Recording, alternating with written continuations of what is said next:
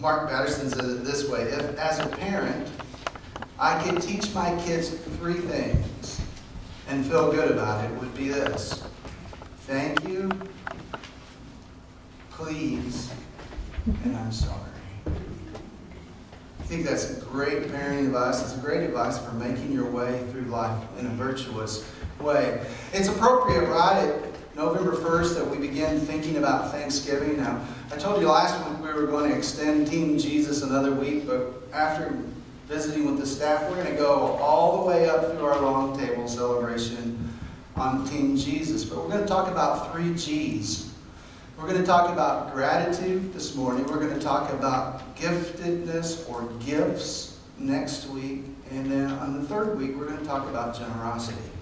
So we're excited about the rest of this series. One of my chief concerns about talking about Team Jesus is that the whole series would sort of preach like a bunch of tired cliches. And here's kind of how my mind works. An ill-spent youth at one level. I was a baseball player growing up, and one of the all-time most significant baseball movies is Bull Durham. And there's a scene in the movie, which we couldn't show on the screen, there's a scene in the movie that the old, wily veteran catcher, played by Kevin Costner, is coaching the youngster about what it's going to be like to make it to the big show or to the major leagues. And so what Kevin Costner's character does, he teaches Crash all of the appropriate cliches to spout off when he interfaces with media. And the one that keeps coming back over and over to me, just happy to be here, just happy to be here. The second one was something along the line, just want to help the team out, just want to help the team out. And then the final one, if the good Lord is willing, it'll all work out. And so that's not the kind of Christianity that I want to teach and preach and develop or nurture in you. Just a bunch of tired cliches. And probably, how many of you would raise your hand and say, I've heard this before, attitude of gratitude? You've heard that one? Attitude of gratitude? It's just everywhere in positive psychology literature, self-help books, corporate boardrooms. And yet, that simple phrase, an attitude of gratitude, has a deep biblical foundation. That if we all could cultivate an attitude and the character, really, of a grateful heart, life would go better. And we would be a blessing to those we encounter. So, as we launch in, I want to tell you a story. It's a Jesus story. It's an interaction that he had, and it's a story of ingratitude. Many of you are familiar with it. It's found in Luke chapter 17. It's not in your notes, so you can just kind of follow along in your Bibles if you have them this morning. Luke chapter 17, verses 11 through 19. I'm going to be reading from the NIV, and I may do some paraphrasing and insertions as we go. Luke chapter 17, verses 11 and following. Now, on his way to Jerusalem, Jesus traveled along the border between Samaria and Galilee. And as he was going into a village, 10 men who had leprosy met him. They stood at a distance and called out in a loud voice, Jesus, Master, have pity on us. When he saw them, he said, Go show yourselves to the priest. And as they went, they were cleansed. One of them, when he saw he was healed, came back, praising God in a loud voice. He threw himself at Jesus' feet and he thanked him. And he was a Samaritan. And Jesus asked, Were not all 10 cleansed? Where are the other 9? Was no one found to return and give praise to God except this foreigner? Then he said to him, Rise and go. Your faith has made you well. And this is a very interesting story on a lot of levels. The first of all, Jesus is traveling to Jerusalem, and as in other places in the gospel we find, he could have gone through Samaria, but he didn't. Good Jews, didn't associate with Samaritans. They rarely made any incursion into the territory of Samaria. They avoided it. They crossed the river twice to avoid doing so. Jesus is walking on into Jerusalem and encounters this leper colony, or a colony of folks that had some sort of infectious skin disease that in a Jewish culture made them unclean, made them unavailable to go and participate in the community life, particularly the religious life of their society. In fact, the law prescribed so many hoops to jump through and so many requirements for those who were diagnosed with leprosy that as it evolved and as it was practiced, that these lepers were separated completely from the community. And any time they were in proximity of others, they had to shout out in a loud voice, "Unclean, unclean," lest they contaminate the others around them. And so it's interesting, at a distance, these lepers who were following the rules cry out to Jesus. They want something from Jesus. They want to be cleansed.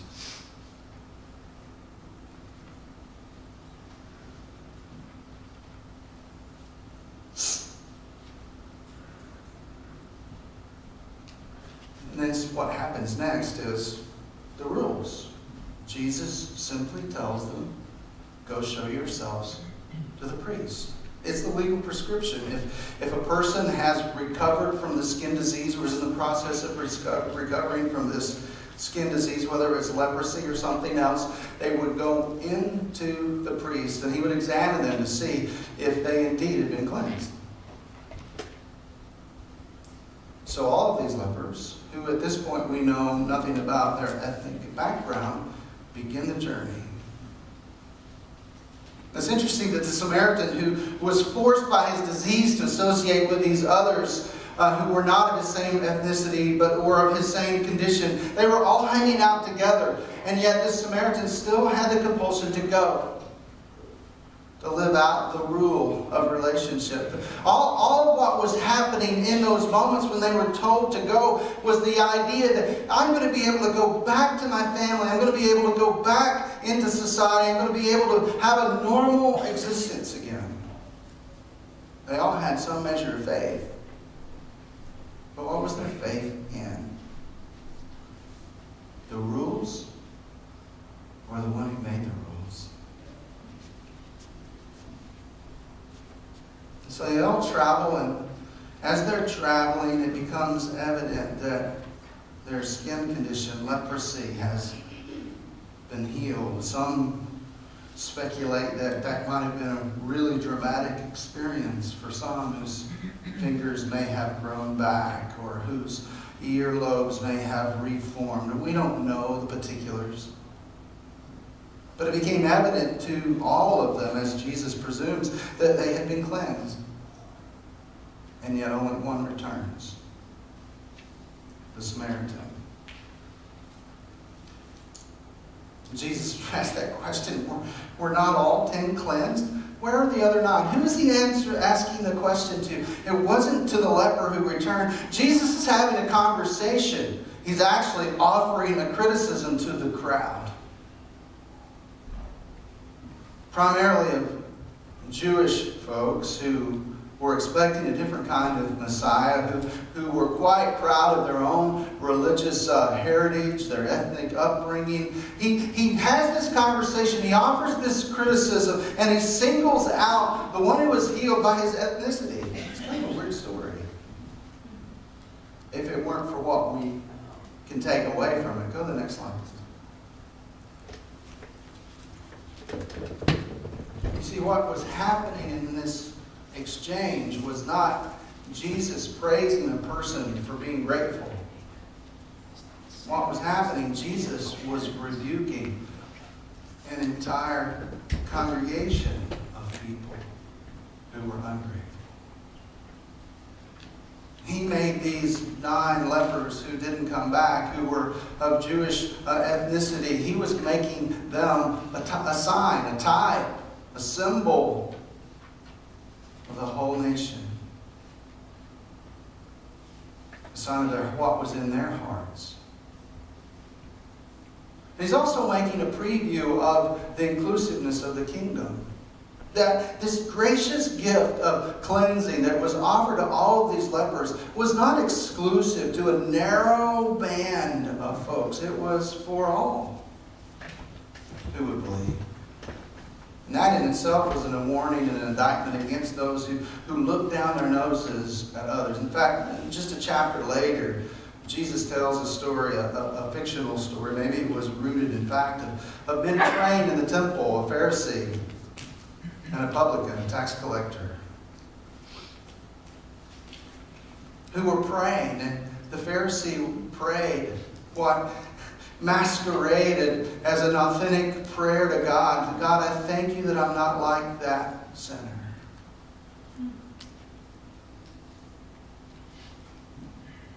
And then as the story unfolds, really what we find is that there's a revelation in this story. There's a reminder, and it's buried in the Greek terms that are used, so it's not easy to see, though they shift back from the words healed and cleansed and whatnot. But the story progressively goes deeper in what it means to be well, or what the truest healing is.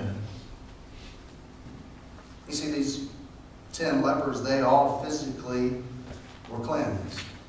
They were made well physically in their bodies. But only the one was truly cleansed and made well of soul. The one who was grateful. He went beyond the rules, he went beyond the basic instructions, and he went over into a life that rightly reflected the heart of God. He was grateful.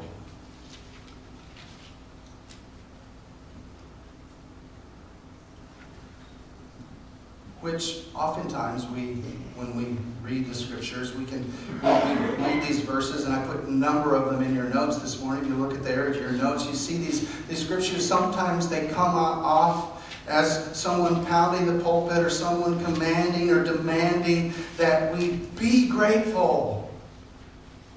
Darn it. Be grateful. Like it's such an imperative command that we have no choice in the matter. But the reality is, go to the next slide, please. The reality is that we're invited to be grateful.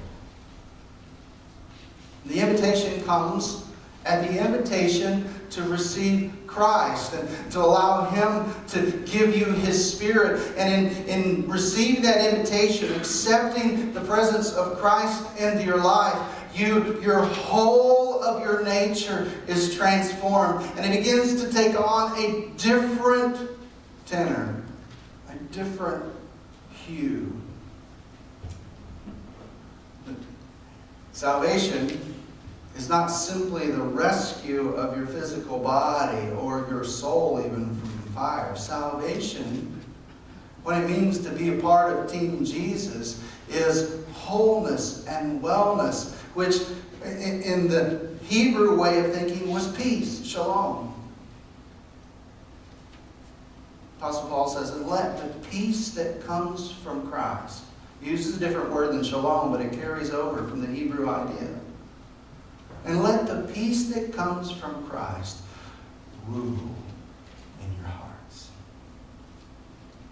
For as members of one body, you are called to live in this inclusive atmosphere and experience of wholeness and wellness, peace, shalom. And it's not just the tag. Even you see that conjunction. And always be thankful. We know from other references in Paul that he says explicitly, be thankful in every circumstance. Even those dark times. But I have a picture, I have an image in terms of what this shalom, this peace, this attitude of gratitude, what does it affect when we're all living in it? What does it look like? How can we picture this? And this is kind of the first one. Next slide, please.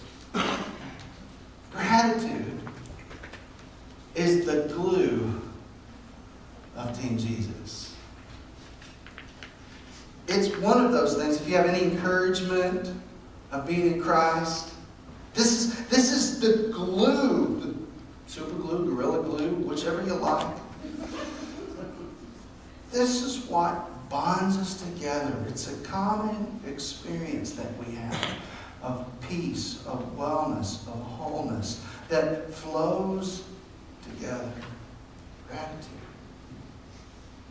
Which raises the question for us all, how bonded are you? How sticky has your faith in Jesus made you? Are you sticking with Jesus? That's the number one thing. Are you stuck on Him? Or is He sort of optional in your life? You know, we've talked about this many times. Some of you, this will be the first time you've heard it. You can say all day that you believe in God. Even the demons do that and shudder. But if you don't act like it on a day-to-day basis and a moment-by-moment basis, you're actually being a functional atheist. You're acting as if God doesn't exist. You never think of Him. You never rely upon Him. You never seek Him for Himself, a relationship with Him. And then you wonder, why do I sometimes feel disconnected from others around me and life in general? Why am I so kind of out there on my own?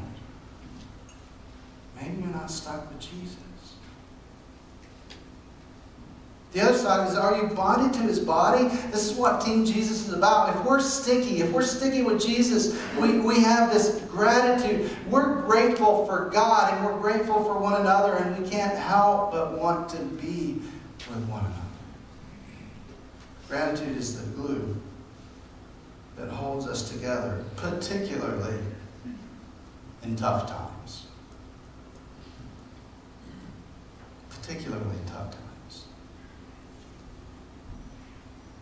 And here's what I know about the opposite of gratitude. What what these Jewish lepers all evidenced. Ingratitude breeds isolation. Ingratitude causes us to insulate ourselves from others.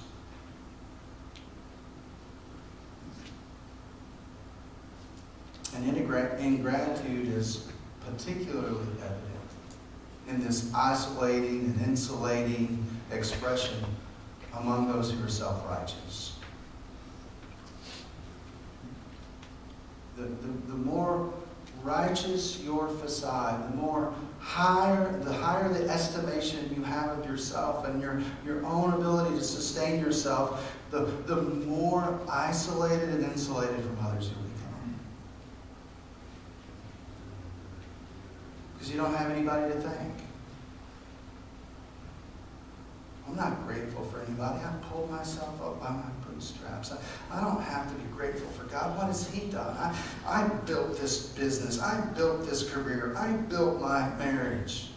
What do I need God or anybody else for? How bonded are you? See, thankfulness is a tonic or a boost in the midst of our trials.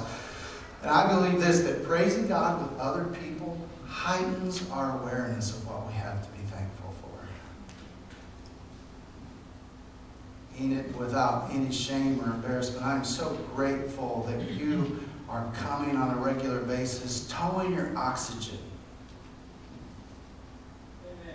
I'm grateful for the sacrifice that you make to be here. It doesn't matter that you have an oxygen bottle. And those of you who struggle with other infirmities, when you get out of bed and you work through those struggles to be here, it causes me to well up with thankfulness about what I know is going on inside of you.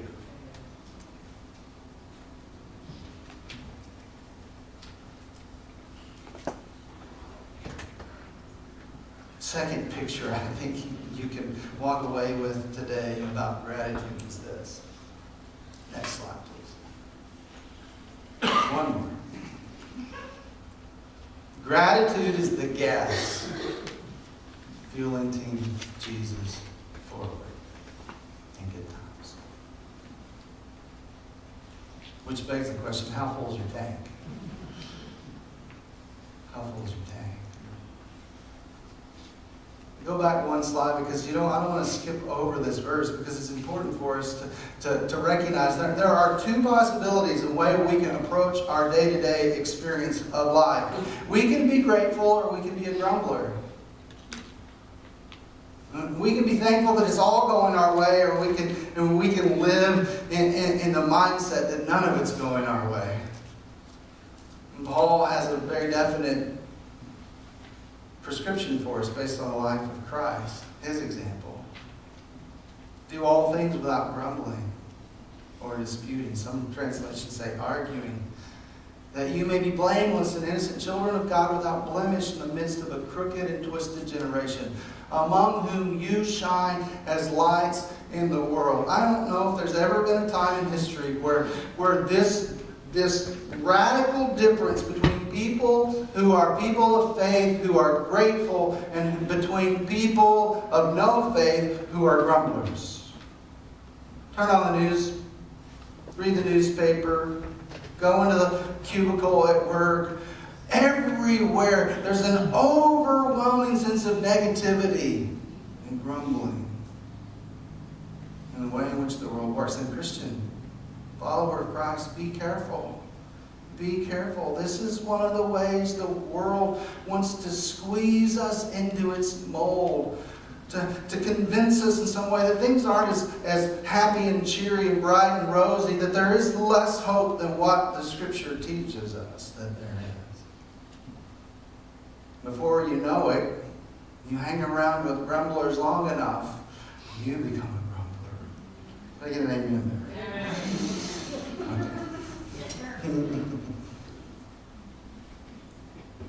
See, gratitude, if it is the gas, next slide, if it is the gas that fuels us forward in the good times, here's what happens. Being appreciative of our blessings indicates an awareness of the blesser. Being appreciative of our blessings, go back one please. Being appreciative of our blessings indicates an awareness of the blesser, which leads us to a deeper desire for cultivating right relationship. If you walk around with an awareness that what you have, what you're experiencing, that every good and perfect gift is coming from the Father, that awareness alone draws us to deeper and deeper relationship. In your worship thought this morning, I put a quote in from Chesterton, who indicated how crazy it was to be thankful if you had no one to be thankful to. He himself came to Christ out of an awareness that there was some source of the goodness that he experienced in life. We know his name is Jesus.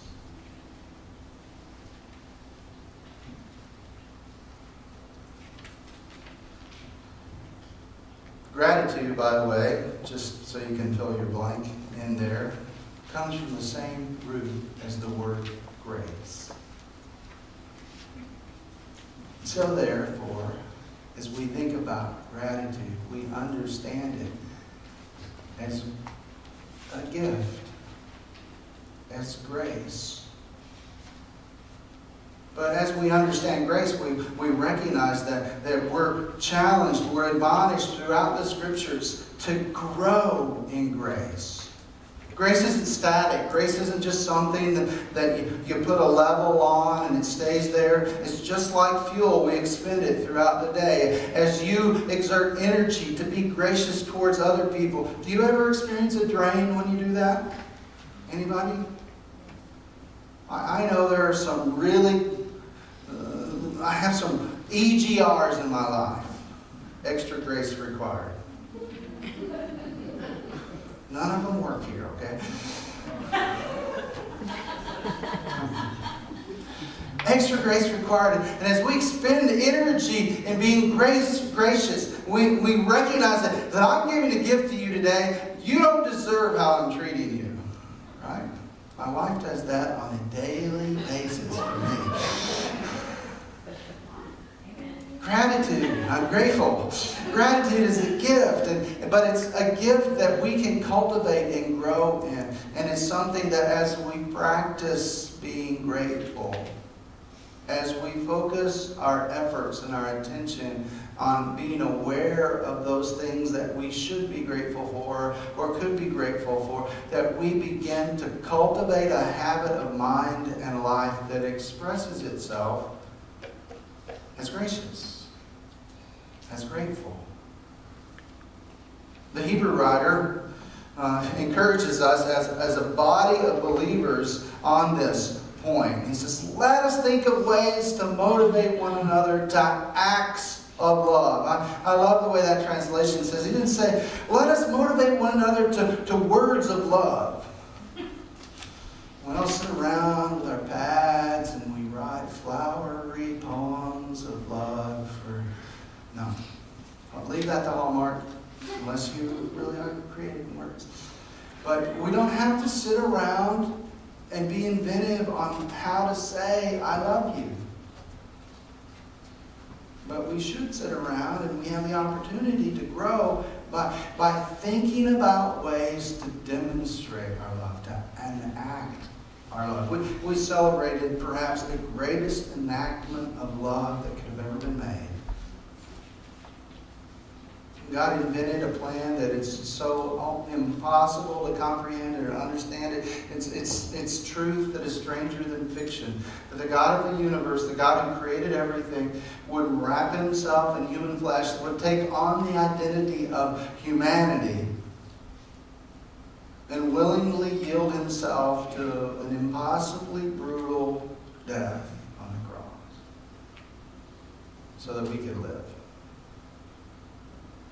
We have the opportunity to grow in this grace as we encourage one another.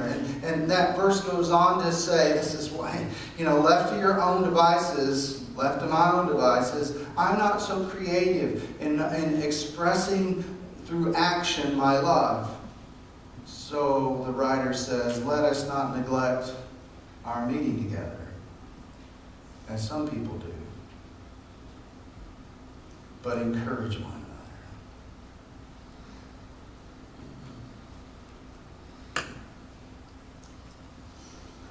There's an interesting quote I stumbled upon as I was prepping from G.B. Stern.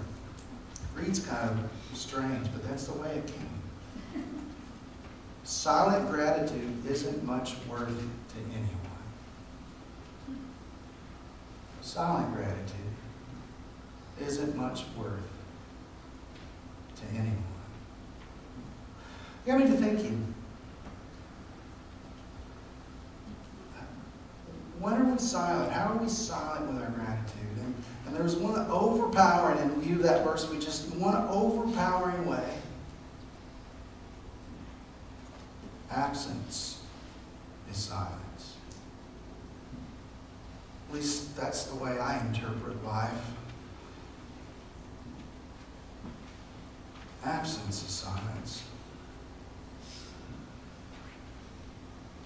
And so the converse of that, what then becomes verbalized gratitude? Presence. Not E-N-T-S. E-N-C-E. Presence. Being present. Being present in so many contexts speaks volumes. So I wonder, where or with whom are we silent when it comes to our gratitude? Where are we absent?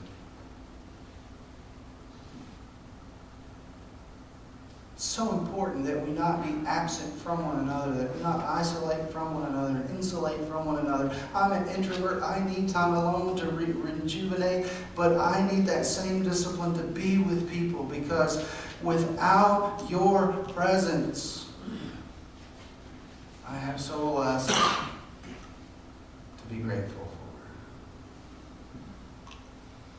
for. Albert Schweitzer put it this way: at times our own light goes out and is rekindled by a spark from another person. Each of us has cause to think with deep gratitude of those who have lighted the flame within us. Who sparked your heart? Have you told them? Have you thanked them? Have you broadcast it to other people? Who sparked your heart? Who helped you cultivate that attitude of gratitude? I have one more slide to move to the next slide, because this is what gratitude looks like. Average teammates are interested in their teammates. Great teammates are invested in their teammates. Who are you investing in? Who are you helping through that troubled time? Who are you helping cultivate gratitude even when things are not so great? This morning I want you to walk away with some really practical thoughts, suggestions, that you take one of these and it'll help you. But over the next 21 days, as we head towards our long table celebration, I wonder if you would join me in a 21-day challenge of gratitude, cultivating gratitude. For me, the easiest way, perhaps, is to start a gratitude journal. And every day, just to write 4 or 5 lines, 4 or 5 things in that journal for which I'm thankful. You do that for 20 days, you could have 100 things that you're thankful for. Thank you, Joseph Villa, for exemplifying this and your frequent posts of 10 or 15 things for which you're grateful. I think your number's drawn close to 100, close to 1,000 things on your list. How about this? Some of you live with your screen a lot, present. You have a phone that has that dandy little app and you can call it Instagram. What if you took the next 21 days and you did a Thanksgiving photo scrapbook? Digital would be fine, but you could take 21 pictures over the next 21 days of things that you're thankful. Probably the toughest of these. Why don't you join me? This is going to be mine. And I'm going to use my UC Strong bracelet as a stand-in for that little purple bracelet. Some of you have seen the challenge, the 21-day challenge to stop complaining. Every time you complain, you have to switch the band to the other side. When it's on the right, you're thankful. When you're on the left, I'm just making this up, but for me, that's the way it's working. That's the way it's working for me. When it's on your left, you've been cranky, complained, grumbled. When it's on the right, you've been thankful. 21 days. See if we can all come to church with our bracelet on the right hand. Yeah. And I want you to know something. Just like temptation, thoughts of complaint and grumbling can fly through your brain, but they don't have to nest there. And they don't have to cross here. And when you find yourself with a complaint, and it may be so justifiable, change your language and use and or but. I hate this, and I'm going to praise God for it. Turn your complaints into prayers. Oh God, I don't like this, but I know you're with me. Will you carry me through this? Gratitude. It is an attitude. It is a gift that we can all cultivate. It's glue and it's gas. Let's see, church, if we can be people who are always thankful. Would you stand?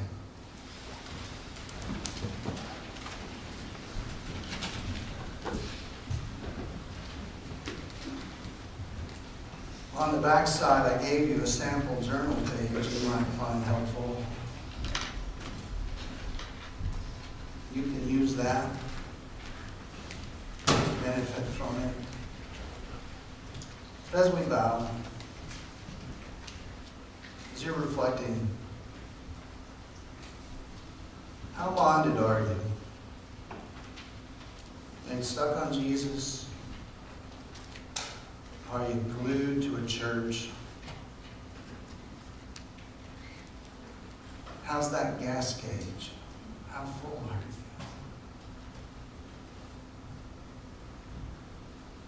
How are you growing in grace? Lord Jesus, today as we respond to you, Spirit, we know He's a gentleman.